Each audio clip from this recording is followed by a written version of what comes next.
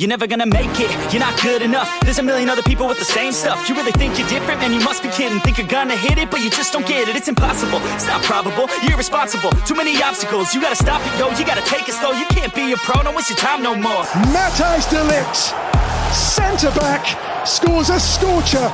De Ligt voor de 2-1 voor Ajax.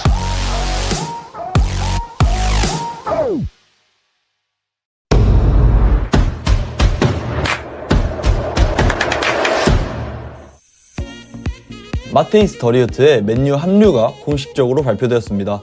이적료는 한화 약 670억, 3년 분할이기에 1년에 약 220억의 지출이 발생하는데 재정 상황을 건전하게 하기 위한 작업이며 새로 바뀐 맨유 보드진의 능력을 볼 수 있는 대목입니다. 더리우트의 계약 기간은 2029년까지, 1년 연장 옵션도 포함되어 있습니다. 이와 더불어 완비사카 매각으로 새로운 우풀백 마즈라위까지 합류한 맨유. 두 선수 모두 PL 개막전, 풀럼전에 출전이 가능하며 더리우트가 맨유 데뷔전을 치르기 전 꼭 보셔야 할 선수의 장단점, 맨유에 가져다줄 영향력, 쓰임새 등 더리우트에 대한 이모저모 깊고 빠르게 분석해보도록 하겠습니다.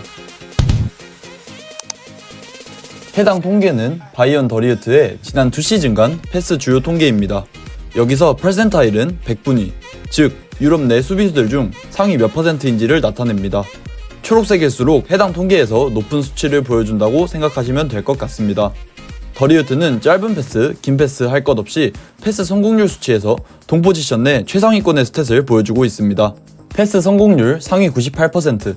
해당 통계만 보더라도 이 선수의 빌드업 스윙 능력이 어느 정도인지를 알 수 있죠. 숏패스, 미들패스 시도에 비해 롱패스 시도를 적게 하는 것을 볼 수 있는데 이는 선수의 성향이 엄청나게 도전적인 패스를 하지 않는다는 것을 보여줍니다.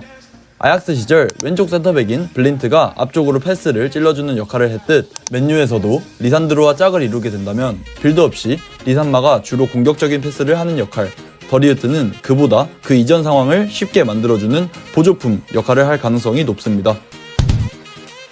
결국 수비력이죠. 두말하지 않겠습니다.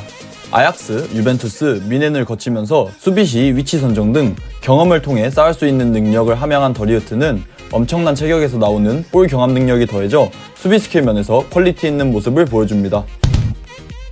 앞서 패스 통계 관련 스탯이 좋은 것처럼 힘력 자체가 좋기 때문에 간간히 엄청난 빠따력을 보여주기도 합니다. 그리고 방금 말했듯 위치 선정 자체가 좋은 편이라 세트피스 상황에서 헤더 등의 클러치 능력 또한 출중합니다. 지금까지 프로 커리어 동안 평균 10경기에 한 골 정도를 넣어줬기에 맨유에서도 쏠쏠하게 득점력에 보탬이 되지 않을까 생각됩니다. 더리우트는 리산마의 파트너로 바란을 대신해 리산마의 단점을 보완할 수 있는 공중볼 경합에서 강점을 보일 것으로 예상됩니다. 앞서 말했듯 위치 선정, 낙하지점 포착 능력이 뛰어난 더리우트는 22-23 시즌 자그마치 100개가 넘는 공중볼 스탯을 보여주었으며 바란보다 키가 약간 작지만 23-24 시즌 통계를 보면 90분당 공중볼 경합에서 바란은 1.68개, 더리우트는 2.46개를 따냈습니다. 리산마는 맨유에 이적한 이후 90분당 공중볼 경합에서 1.11개를 따냈기에 바란이 그래왔던 것처럼 해당 단점을 더리우트가 보완해줄 것입니다. 어린 시절부터 프로력이 남달랐던 더리우트는 2017년 17살이 되던 해 네덜란드 프로축구 역사상 최연소 주장 기록을 세웠으며 2019년 챔피언스리그 레알 마드리드와의 경기에서는 19세의 나이로 챔스 역대 최연소 주장 기록을 세웠습니다. 유벤투스, 미넨을 거치면서 투철한 프로 정신을 보여주었고 정석적인 인터뷰 스킬, 전무한 사생활 논란 등 축구 외적인 측면에서도 좋은 모습을 보여주는 선수입니다. 해당 히트맵을 보면 더리우트는 좌우 센터백 모두 소화할 수 있는 선수라는 것을 알 수 있습니다. 더리우트는 왼발도 꽤 잘 쓰는 편에 속하며 빌드업 시에도 결과값이 좋은 발로 패스를 하는 모습을 자주 보여줍니다. 다가오는 이번 시즌 왼쪽 센터백은 리산마가 붙박이 주전으로 나올 예정이기에 주로 우측 센터백에 배치되겠지만 리산마의 부상이나 이탈 시 좌측 또한 충분히 기용이 가능한 선수입니다. 마지막으로 이번 이적 시장에 맨유가 더리우트를 영입하지 않았더라면 이 가격으로 이 정도 퀄리티 있는 선수를 데려올 수 있었을까요? 현재 나와있는 센터백 매물들 중 가장 증명되어 있는 선수 영입, 맨유 보드진이 가장 합리적인 선택을 했다고 자신할 수 있습니다. 속도 자체는 괜찮다고 해도 사이즈가 있다 보니 순간적으로 속도를 내야 하는 상황에서 살짝 아쉬운 측면이 있습니다. 해당 장면을 보시면 라인을 올렸을 때 상대방의 역습 상황에서 아쉬운 민첩성으로 순간적으로 치고 들어가는 공격수를 완벽하게 잡아내지 못하죠. 이는 아무리 거구치고 민첩성이 괜찮다고 해도 체격으로 인해 뒤돌아서는 턴이 늦는 필연적 둔함이 있을 수밖에 없어 나타나는 단점입니다.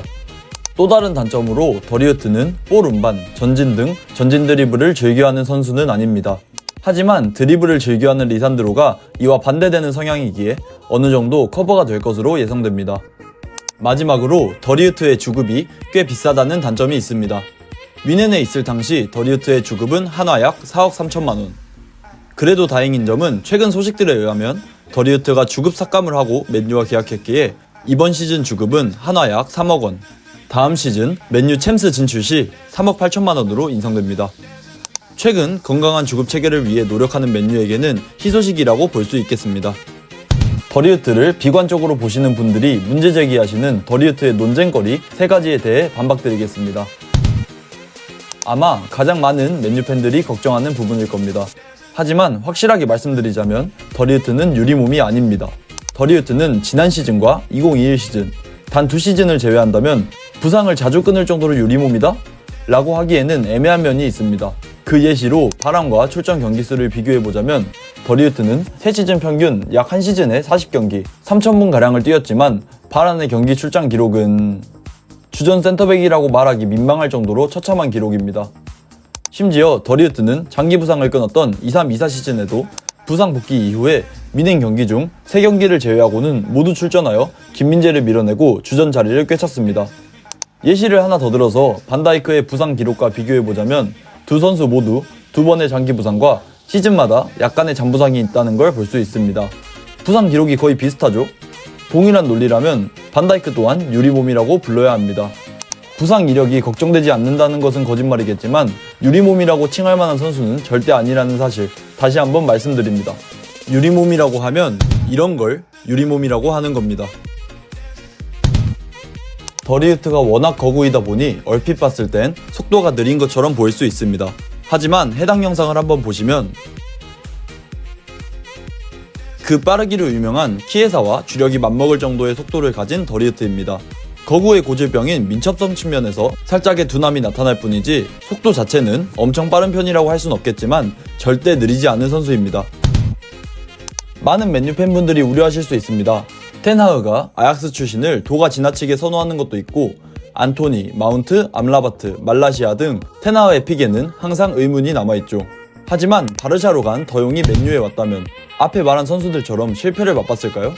저는 무슨 일이 있어도 실패하지 않았을 거라 생각합니다.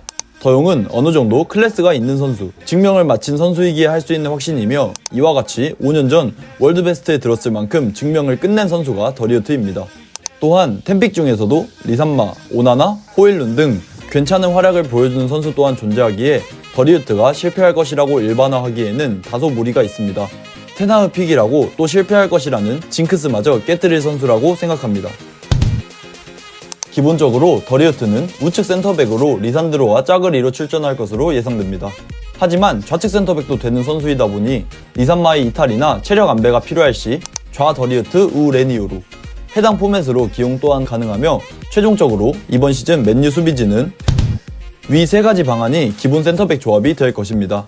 앞서 말했듯 리산드로와 짝을 이루게 된다면 리산마가 전진하고 더리우트가 뒤를 받쳐주는 시너지가 날 수 있기에 두 선수가 함께 나왔을 때 괜찮은 퍼포먼스를 보여줄 것이라고 감히 예상해 보겠습니다. 지금까지 맨유의 새로운 센터백 더리우트에 대해 알아봤는데 다음 영상에서는 마즈라위 오피셜과 맨유의 3선 미드필더 영입 후보, 이적 사가 분석 영상이 업로드될 예정이니 구독 이후 다양한 분석과 최신 소식들을 팔로우해보시면 좋을 것 같습니다. 맹가십이었습니다. 감사합니다.